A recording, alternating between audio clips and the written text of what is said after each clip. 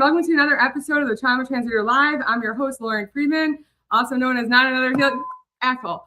And today I'm really excited to welcome Tim Fullerton to the pod. He is someone that I admire his work and what he is trying to bring to this world and help everyone. So without further ado, let's bring on Tim. Hey there, how are you?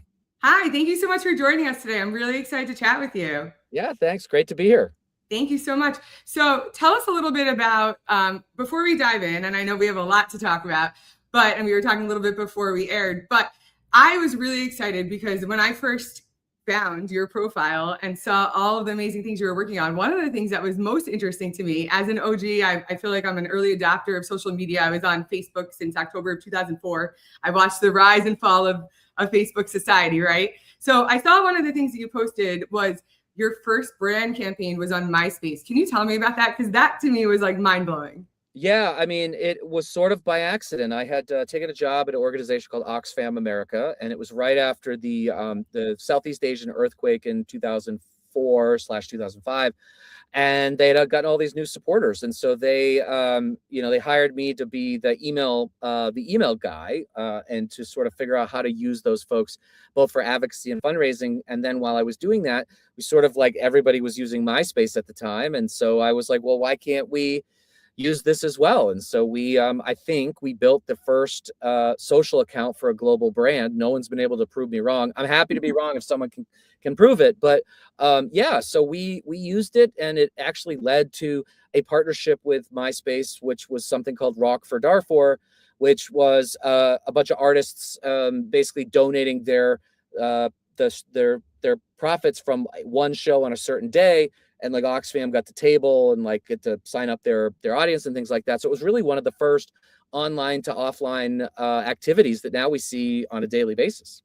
Wow, that's that's like early days of social media. That's why I was so excited to chat with you today, because you've been innovating for over 2 decades. So tell us a little bit about how that's impacting what you're doing now, and a little bit about your mission currently and how So I've always been interested in using digital tools to get people to do something for good, whether it's donating, taking an action, that sort of stuff. And so like I've always been interested in using these tools and always trying to try new and different ways to engage with people. And so that experience over the past 21 years has helped to shape how we are building Find Out Media as a media company right now in the digital space. So, it's very helpful to have all of those experiences and knowing what works and what doesn't to help make more educated guesses on what will work moving forward. So it's been a very, very helpful to me, and it's really foundational to everything I do now. Yeah, no, I agree. I mean, your trajectory is something that not a lot of people can share, right? Like I thought I had a prolific and volatile career, but you've had a prolific career. Tell us a little bit about how you got here and what your inspiration is for Find Out Media. And just before you do that, one of my questions is, and I'm sure this isn't the answer, but is it fuck around and find out? Yes, that is essentially how we came up with that, and we essentially effed around in November of 24, and now all of us are finding out the consequences of doing that.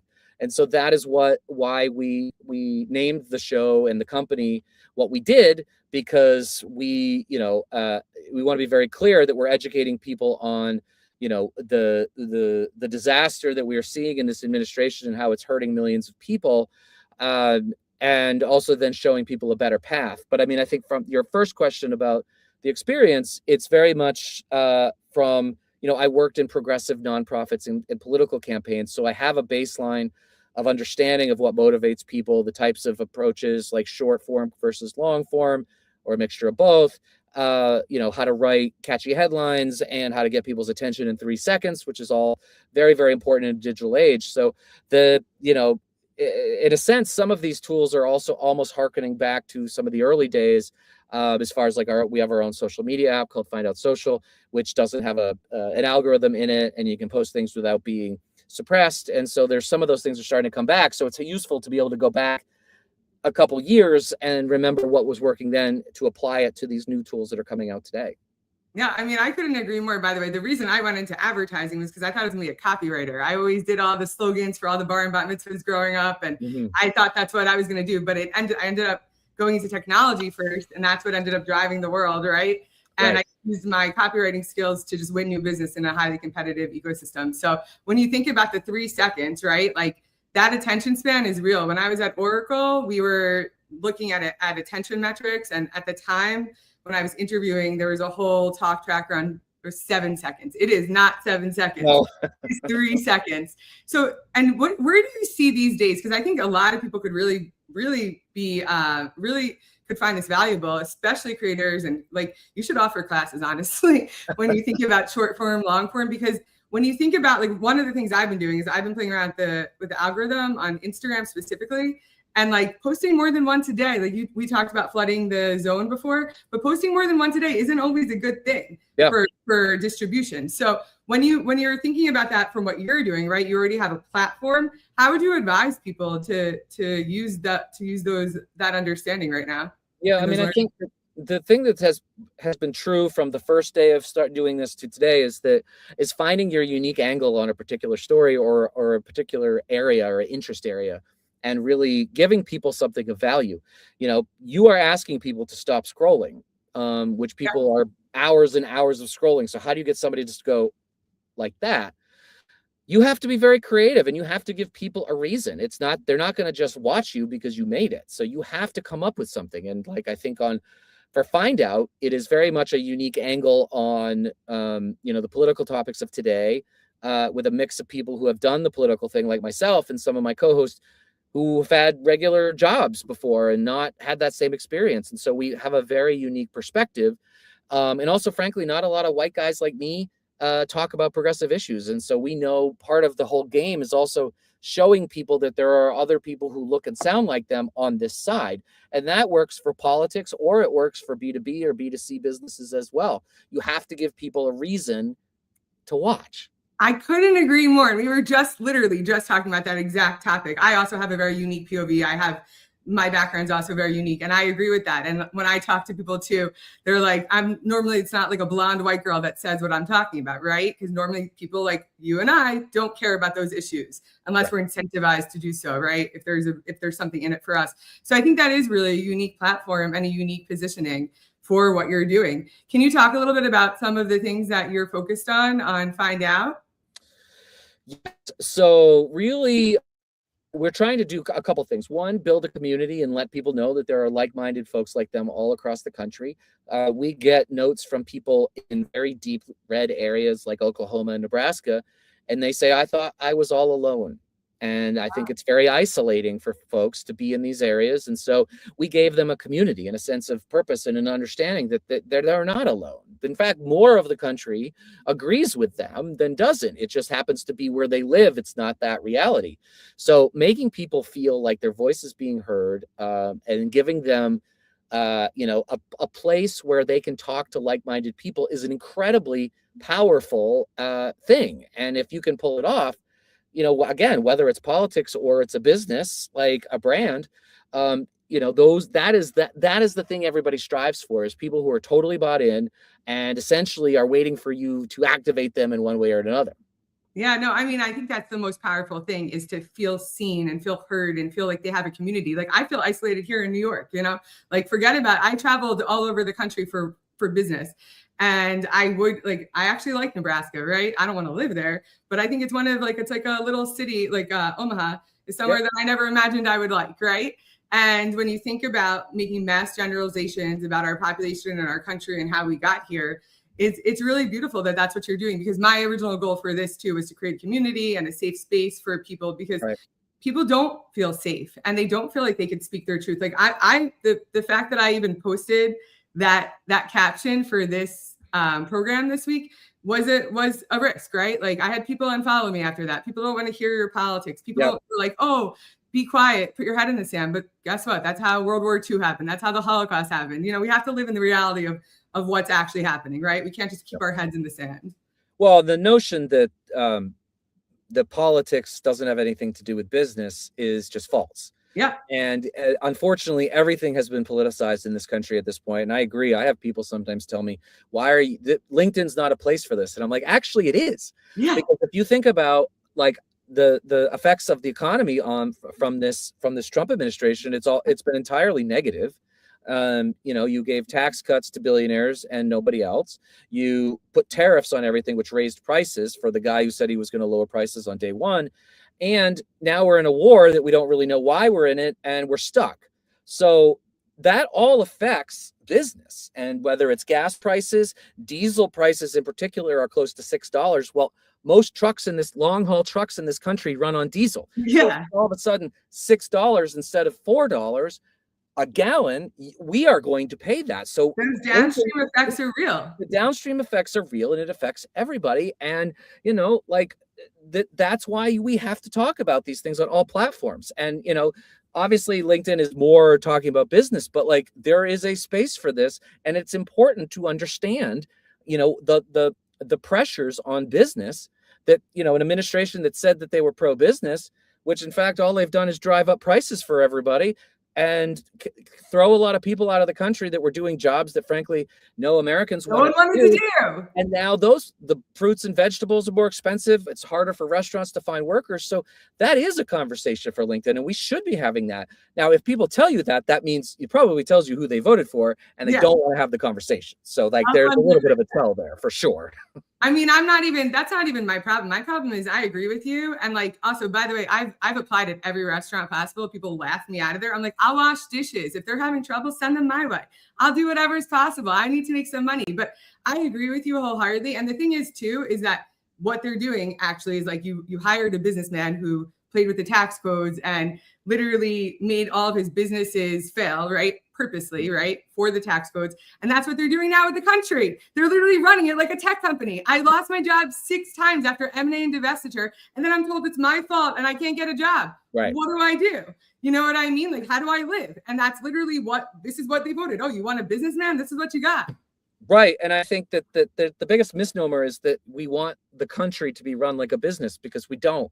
No. And honestly, we've had two business executives as president, both of which have seen massive job losses and a downturn in the economy. This trickle down economics that they all push for doesn't work. Yeah. And also, if you're giving billionaires who already have more money they can spend more money, they're not putting it back into the economy. They're putting it in their pocket. And then they're putting it into investments in which they only have to pay 15% on returns instead of the income. So it is important for us to talk about these things here, because these all affect the bottom line. And, like, if you don't want to hear it, well, then I'm sorry, then you are in the wrong country, because everything we do affects the world. So yes, it is all political in nature, and it has an effect globally. And so if you don't like it, either vote for somebody else or move, because that is the nature. Like, I'm not going to stop talking about this stuff on LinkedIn because it's important. And it's not just to win elections. It's to show people that these things don't work. And if you run a country like a business, which means you're thinking about profits and all that, so which the government doesn't need to do, it's not the right thing. And we're seeing across the tech sector right now, as you're pointing out, all these companies laying off tens of thousands of workers and blaming it on AI, which I'm sorry is bullshit. It's been going on for decades. I've been losing my job since September of 2011. So let's be honest. I mean, sure, some, but not all. And they're using it as cover. And, that is, again, another thing that we need to be talking about. Or the fact that they're spending this money on these data centers that no local communities have any say in whatsoever, even though these things take up a tremendous amount of energy, which are going to drive energy prices up higher, and also raise the temperature of the communities around them because they run so hot. Like, these are conversations that should be here. And so we need to have those conversations. This is not a place to just post, chat GPT nonsense and try to force the points. This should be a place where we talk about all elements of business. And I'm sorry, but government involvement in a democracy is going to be something that we talk about here.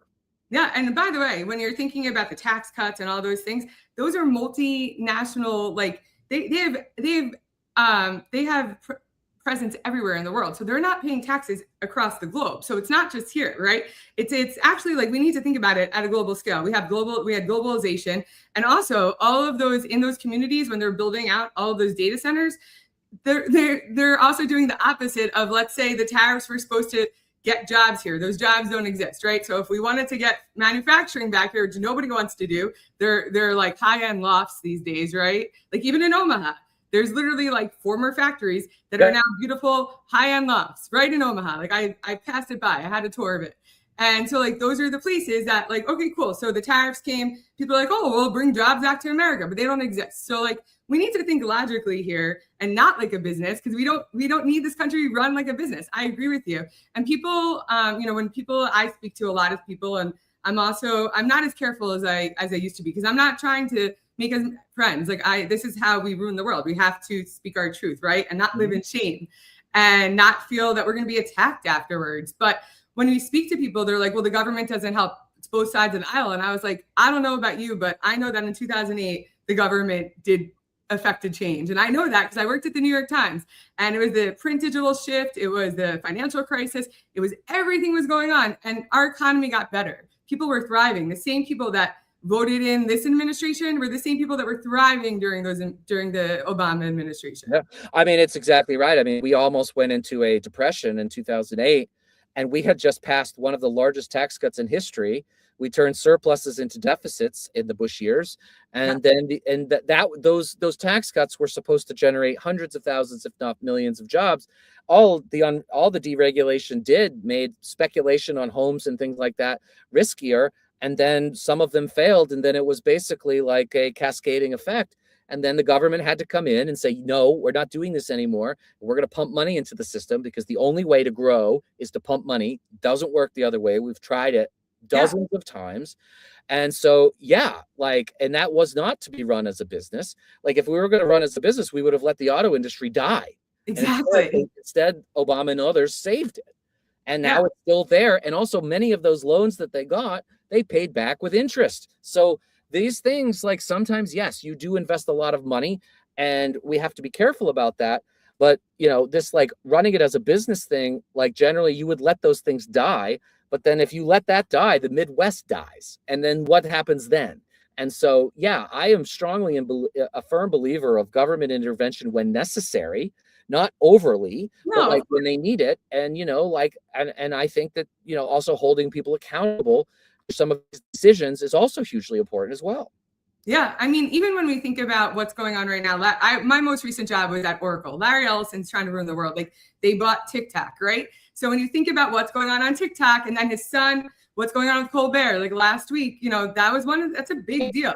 We can't have this going on in this country. We're pretty soon going to live in a different country, and it's just not good. I had someone that I met 2 weeks ago who was here from Belgium, and he was talking about how he went shopping, and I was like, why would you go shopping when you were here? And he's like, the dollar is less than the euro. And I was like, oh my gosh, that's like, I forgot about that, because I haven't traveled because I've been trying to bootstrap a startup, but like in a few years, and I was like, oh my gosh, that's really scary to think about. Like people here are not thinking that, No, and I think that one of the realities that people missed in 24 is that we frankly came out of COVID the best of any developed country.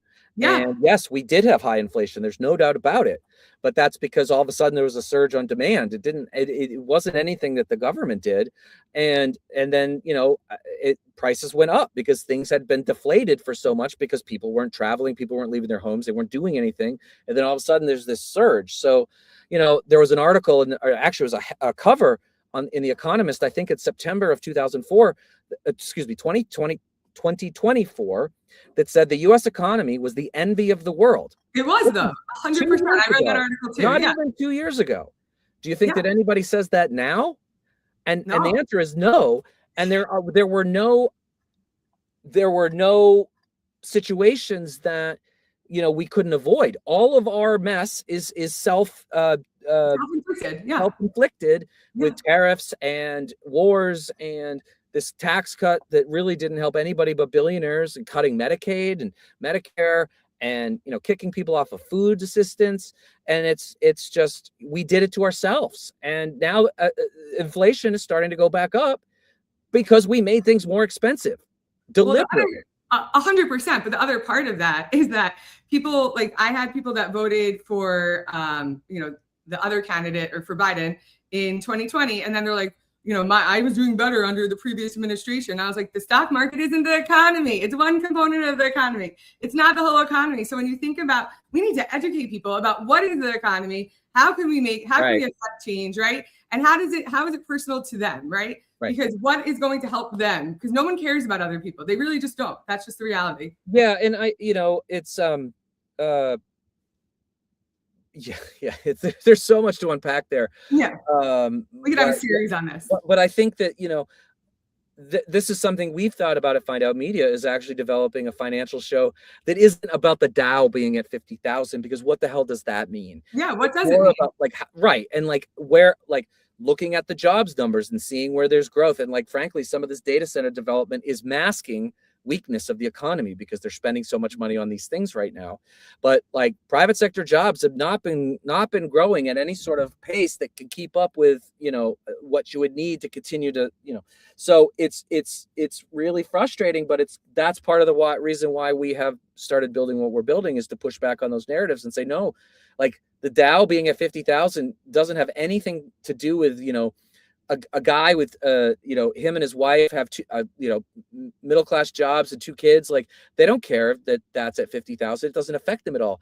But tariffs that have cost the average American $1,700 or more, that hits the bottom line, and we need to be talking about that stuff more.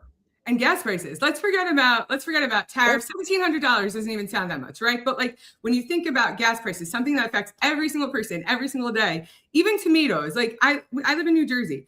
Tomatoes were so bad last summer because of all of the things going on that I couldn't even eat tomatoes. So let's think about what's going on at a grassroots level, right? Which has been your whole premise of your existence, and then and then expanding upon that. Because that's where people understand it. And you're right. I think the Dow thing, people don't get unless they have money in it. And most people in this country don't. The reality is that they just don't. And we can't be looking at who has money in these markets when we need to worry about who has healthcare, who has food on the table. Right. We have the ability to even let people have jobs. Like you were saying, those job growth numbers, first of all, are not even real. None of the numbers that are coming out of this administration are real. They're all mess. Everything isn't real. So when we think about a baseline for truth, what is the truth, And I think that Find Out Media is really where it's at. Now, are you going to be collaborating with the Midas Touch people and all those YouTubers? Yeah, I mean, we very much say that our mantra is impact first, revenue second. So we're in this to win and to work with anybody who is interested in furthering the goals that we have, which is to win and make sure that more Democrats win and that we stop this nightmare that we're in right now. Yeah. And so, we are definitely open to working with anyone and everyone, because I think it's going to take more than Midas or Crooked or us to affect some real positive change. We're going to need a lot more people involved. We need our side to be investing in this stuff just like the right has done for decades. 100%. And I think people are starting to wake up to it, but there is a lot of work to do. So yeah, we are 100% open to working with anybody who has the same goals that we have. Yeah, I mean, I love that because it's not about right or left or middle. It's literally about how do we affect change in this country to help the people of our country, because our country, for better or worse, is the leader of the free world. And when we're not doing well, the rest of the world isn't doing well. And now also, by the way, now all those other countries have built up their militia. They built up their military. We had kept everyone in line. So everything we've done has literally derailed all the progress in the last 40 years, the past 70 years, and it's really scary, honestly. Both my parents are dead. My mom was first generation escaping the Holocaust. Her mom literally came here and within 5 years had her and then beat the out of her. And so I come from a lot of generational epigenetic trauma, and it's lived in my body. And this is why I've had this crazy life that I'm trying to share, that help other people regulate their nervous system and speak their truth and not live in shame and find ways to get through these hard times. Because what you're talking about is literally life, right? You could say, oh yeah, everyone's doing great on LinkedIn and they're all going, my industry decided, 10 years ago plus, that they were going to go to Cannes every year. And I'm like, great, go to Cannes while you're laying off thousands of people. And now they want AI to take over our jobs and over the world. And I'm like, we need to put some guardrails in place. We need to protect the country, because otherwise we're not going to have a country.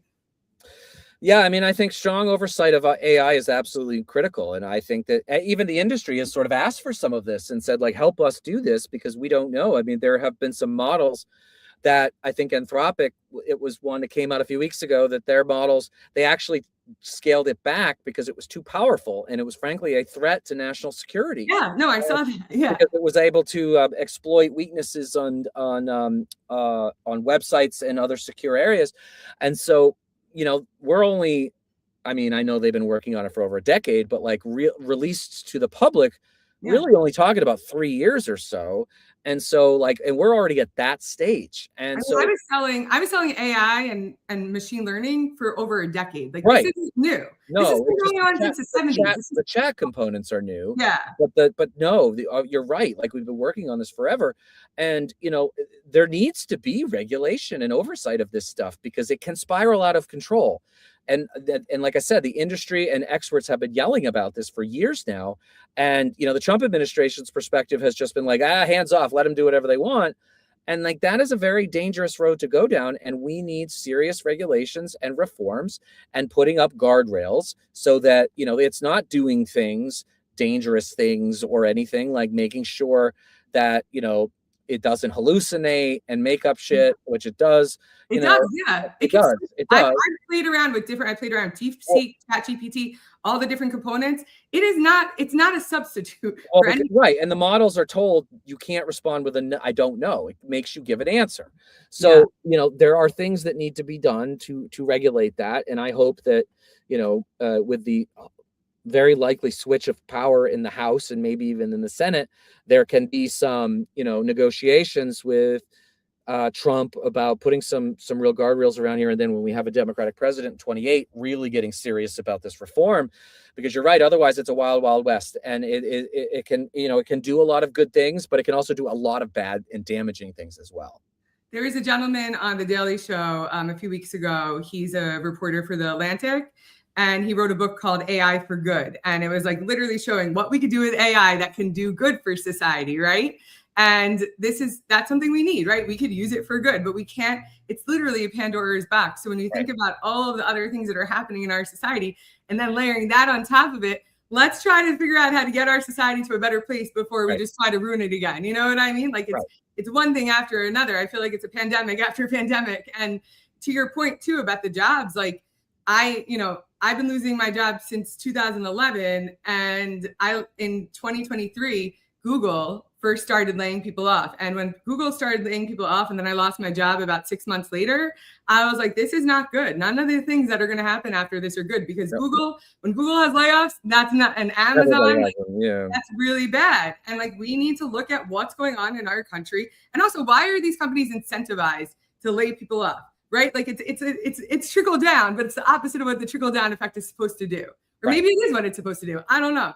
Well, it's certainly what they publicly say they want it to do. I mean, I think we have tried it over and over again, and it doesn't work. You don't, like, again, if you give somebody like Elon Musk, who is getting closer and closer to being the first trillionaire in the world, a tax cut for what? Why does he need that? He doesn't need that. In fact, he's also getting billions of dollars in U.S. government contracts with SpaceX, which is helping to float some of his other companies that aren't making money, like Twitter, for example, and to a lesser extent, Tesla. But, there's no societal benefit to giving someone with that much money more money. The societal benefit would be to tax that person at a higher rate and take that money that they will never miss in their lives, and put it towards healthcare, education, climate, which is a real massive problem that we're ignoring right now. That's a major problem too with the data centers. It's for not just increasing the heat, the temperature there, but and they also had a deregulation of the climate. So like, what's going on? They got rid of the Weather Channel or the Weather Service, right? They severely cut NOAA. It's still there, but at a far less. I mean, that they do research, on a whole host of things, and they've got it all of that. Obviously they've got it a lot at the Health and Human Services too. I know. Flowing, finding treatments and cures for diseases and that sort of stuff, and also saying that autism is entirely because of Tylenol use, which is nonsense. Ridiculous. And neurodivergence is actually an epigenetic thing that is actually from dysregulation. Like, that's one of the things. Like, when I was having a severe undiagnosed PTSD and I was interviewing at the biggest companies in the world and I still secured a job, I was having light sensitivity, sound sensitivity. Yeah. I'm not autistic, but guess what? We're all a little autistic. We're all a little neurodivergent. Well, it's a spectrum for a reason, right? And it's yeah. And I think the sad part about what they're doing is that, like, the government could be doing a lot of good by researching treatments and those sorts of things. The cure is a misnomer for something like that. Anyways, it's not a disease, but you can. There's huge opportunities in doing research and learning so that you could take folks that maybe are not able to work right now, but if you had the right therapies and education, you all of a sudden move them off of needing government support to having jobs, meaningful, jobs. But and that's the jobs too. Where are the jobs? And that's what we should be talking about. Yeah, instead of saying Tylenol, which, by the way, that's a brand name anyways. Yeah. Acetaminophen is what they're talking about, but there's zero evidence for that either. So like there's a lot of opportunities in getting people in jobs that could be very beneficial and reduce the amount that the government has to spend on its citizens. And 100%. We don't talk about that. And that's another thing where it's like, these are conversations that should be had on LinkedIn because these are business. Yeah. Let's also talk about the white collar. Like, forget about like government assistance. Like I said before the show, my dad grew up in the projects in East New York on welfare. He took himself out of the project into upper middle class America. Like but let's also talk about the white collar crimes because there's a lot of like, even in my own ex-family, like I see it. I see what's going on and it's not okay. So like when we think about waste, government waste, it's not where we think it is. The swamp isn't there. The swamp is other places, right? So we need to think about that. I'm also really concerned about like even the voting. Like people, they're talking about someone, I don't know where I was today, it was maybe on Threads, and they're like, hey, from Minnesota, sending you love to New Jersey. And I was like, I don't even know what that is about, but I'm scared. I don't know. I have to do some due diligence on that. I don't know. No idea. I mean, maybe the ICE detention facility stuff that happened this weekend, where they maced Senator Andy Kim and some other folks, and just this awful stuff. But yes, I think that white collar crime is as big of a problem as crime on this violent crime, which is dropping in this country. But like white collar crime and the amount of grift that is going on in this administration. I mean, Donald Trump's sons are running a drone company of which they're trying to get government contracts, and like it's just preposterous. Or they want to create this website where you can sell guns online without having to do a background check in public or something like, or at a dealer, and his sons are working on that too. It's just like the rampant corruption and the white collar criminal activity. And I think one of the reasons that Democrats didn't do as well in the last decade is that after all of the Occupy stuff and the financial crisis, nobody was punished. Yeah. And that was a huge problem. And Democrats need to get serious about holding white collar criminals accountable because they are destroying lives. Yeah. Just as much as a violent criminal does as well. It's actually worse because it's hidden, it's secret. Right. No one's getting killed in plain sight. But the thing is that in the previous administration, his son shouldn't even be involved. You can't just bring your kids to work. Right? Why are they going to China? Like why is his son-in-law trying to negotiate with Iran? Like we need to think like what is happening in this country and how do we get to a place of sanity? And the only way that I know how to do that is through nervous system regulation. That's actually how we solve crime. That's how we solve all of these major health issues from a public policy standpoint is nervous system regulation, because we could actually reverse illness, reverse chronic conditions, reduce healthcare costs, reduce healthcare premiums. If there was obviously a combined effort, right? Like we can't just do it in silo. You can't just do it on Instagram or on YouTube or wherever. But if we had an actual government behind us and said, hey, our health and senior services, if he wasn't so concerned about whatever nonsense he's talking about today, let's actually do something about what's actually happening. Because he's obviously crazy, but like there is some good in there. Like you just have to parse it out, right? You might not get me to say that. Right? Well, I'm not saying there's good. I'm not saying I'm a fan of him. I'm just saying I understand. There are parts, right? Eat whole foods. That's good for you. Extra sure, yes. I mean, he doesn't do that, but yes, I mean, I think that he's out there tanning all the time. McDonald's all the time, but no, I mean, I think, but the truth of the matter is that I'm an RFK Jr. by the way, not Trump. Oh yeah, I don't like him either. But anyways, but yes, but like, you know, the challenge that we face now is that we have very complex issues that we are trying to deal with, and we basically are in a society now where people are getting their information in 30, 60, or 90-second bites. Yeah. I don't know how to tell you why or how important having universal health care would be, not only for the health of the people in this country, but also as possibly the largest economic stimulus package that this country has ever seen. If you all of a sudden tell people they don't need to stay in their shitty jobs to have healthcare and they can go start their own thing, their dream project or whatever. We don't talk like that. So we have to find a way to explain this in a way that's not just like healthcare is a human right, or we need to end corruption. It's like, well, what are you going to do? What does that mean? Yeah, exactly. Right? Like what does that mean? And so we have, and that's why we had a whole conversation on today's show about today's show, not the Today Show, but like the Today's Show about how a universal healthcare plan would work, and how it would be actually a tax cut for businesses, because they are currently paying 72% of the healthcare costs in this country. They would go to zero. And, you know, there's a whole host of things, but like it requires a deeper conversation. You can't just say it in 30 seconds. And so that is a challenge when you're trying to do something that requires explanation. The other side is saying like there are death panels, or they're going to kill you, or like all these things. Yeah. It's hard to fight that. And so I think that is part of the challenge in this information ecosystem that we have right now, that we have struggled, I think, to tell people, you know, the benefits of a lot of these things that are really complex. And frankly, people don't have a lot of time in their day to spend to figure it out. And they're not educated enough to even know any better, right? Because we haven't educated our citizens on realities, right? So there's a lot of downstream effects. And I agree with you. I mean, I've also heard the counter argument to that is like, there won't be innovation. But guess what? There's still privatized like healthcare stuff. Like all my stuff is at a network. So like if I, you know, like most of it is at a network. I would argue that there will be more innovation, because what will happen is that people will not stay in jobs that they're staying in solely so that their family can have health insurance.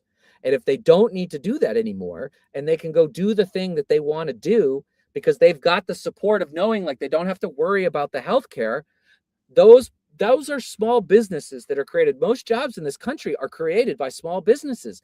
I was lucky. My wife has great health insurance. So before this job, I had a digital marketing agency for a brief period of time. I hired like 5 people. Yeah. But I would never have done that if my wife didn't have health insurance. I would have had to go get a regular job, and then I wouldn't be sitting here because I wouldn't be doing this job. That's exactly how I ended up in this, because my ex-husband couldn't provide health insurance, and I could have done this 10 years ago or whatever. Yep. And I would have been more successful when people wanted to support me. Right. And then when I was thrown into it, now the state of New Jersey got rid of my health insurance. I don't know what to do. Like, it's really bad. And I agree with you. Like, there's a lot of trickle down effects. The only argument I have to say to that is, you know, if we say everybody could be an entrepreneur, then who are we selling to? Because where are we going to make money, right? Like, we still need some people to have money, because that's kind of what's for sure. I mean, I don't think it would end large businesses for sure. And I think some people just they do not have that entrepreneurial spirit, which is also perfectly fine. But that also opens up other positions in those jobs, because the people left to go do the other thing, they backfill. Exactly. So like it has a whole effect. So it's not just about and they can still get rid of all the people that they don't want to have in the company to begin with. And by the way, the healthcare, the premiums, the Obamacare, the reason 72%, that's why we're in this situation, because all those small businesses that got saved in 2008, Main Street, right? Like, that was the biggest deal. I was at the Times. Like, this is literally what was going on. Yep. And all of those, Main Street was supporting our economy. Those same businesses didn't want to vote in somebody who was going to increase the health insurance cost again, right? That's where the pendulum swung. So it's like, it's been a nightmare to live in this country, honestly. So I'm happy that you're doing something to help people. Well, thank you. Yeah, and it's good to do something that I think has a positive effect on society. At least we are trying to do. Yeah. And like I said, like, we get messages from people in these rarely read spots, and they are, you know, they feel alone, and we give them a sense of community. And, you know, I think that eventually over time that starts to spread to more and more people. And especially now that so many people are disillusioned with what this administration has done. I mean, they're polling in the mid to lower 30s, which is some of the worst polling for a president in history. Since polling, actually, in 1950. Since polling. It's really bad. So this is a unique opportunity to grab some more people and explain to them and show them, look, there is a space for you over here. We are not these, like, I don't know, like living in a tree, lefty hippie people. Like, I know. I am running a business. You are running a business. Like, and I truly believe that the policies of the left are better for business than the policies of the right. And we have seen it over and over again, except in this country, we sort of figure out lower taxes means more success, which is not, unless you are uber wealthy. Like, again, why does Elon Musk or Jeff Bezos need a tax cut when those guys are going to both, before they die, be trillionaires? Yeah. So it's like, it's very obvious, but I don't think we've gone on offense to really push that. It's like, you know, because like Jeff Bezos has a $250 million yacht. He doesn't need a tax cut. No. And he went on TV the other day and said, taxing me more will not solve your problems. That's half right. It will not solve all of the problems, but it will solve some. Yeah. I mean, the money has to come from somewhere, and we need to solve these problems. So I'm really grateful that you started this platform. I'm so happy that you're on the show and you had the opportunity to tell everyone what you're doing. Where can everyone find you? How can they get involved? And share a little bit about that, please. Yeah. So for me, it's very easy. It's just my name, at Tim Fullerton, at pretty much every platform. I mostly am using Threads, LinkedIn. I do use YouTube, Instagram, and TikTok. And then for Find Out Media, you can either go to wearefindout.com, or, you know, you could search us for Find Out Media on social platforms and you can join us there. I'm so excited to get more involved, and I can't wait I want to see the episode that you just had today. So maybe you can have a link to that in this clip as well, if you don't mind, when you have a moment. Absolutely. Yeah. Thank you again for everything. We can't wait to see what you do next. Great. Thanks for having me. Really appreciate it. Thank you. Well, I hope you all will join us next week. Is our last week. Jesse and I will be having a show together, and then we're going to be moving everything over to the Uncanny IRL pod on YouTube. So stay tuned. Thank you for joining us, and hope you learned something new today.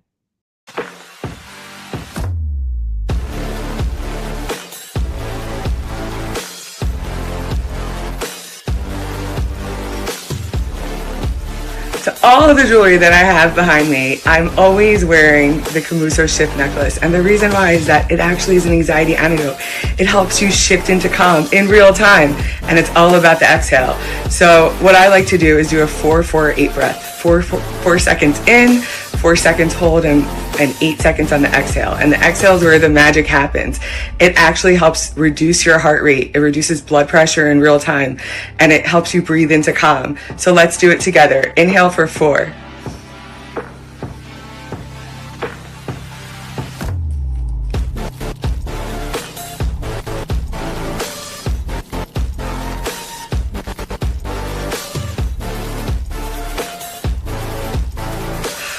It just feels so good.